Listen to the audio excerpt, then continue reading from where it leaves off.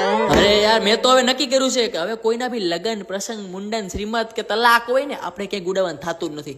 મતલબ ગમીને કોઈ બી રિલેટિવ મળે થોડુંક ખાવાનું રાખ બહુ પતલો થઈ ગયો છે. મેં કીધું કેમ તમને મારા અંગ જોઈને તમારા છાતીના પાટિયામાં કેમ ધમ ધમ થાય છે કે તમારી ડાબી ને જમણી દુકાન બળે છે એટલે જ કાળી પડી ગઈ છે હે ને.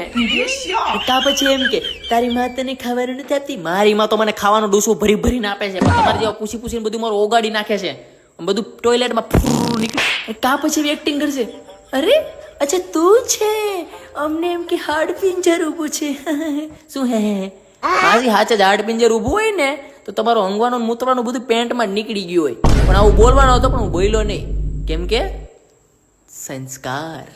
हम भी किसी से कम नहीं, પણ અમારી મર્યાદા અને અમારી પરંપરા અમને આડી આવી જાય છો. મતલબ જાજો ટાઈમ થઈ ગયો હોય તો મને બી સમજે.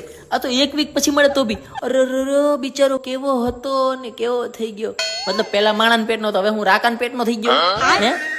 આ પછી એમ કે બેટા થોડુંક ખાવાનું રાખ, બાકી તારે લગ્ન કોણ કરશે? તો તને એટલી બધી ઉપાધિ તું તાર છોકરી યાર પરણાઈ દે મને, હાલ મને વાંધો નથી.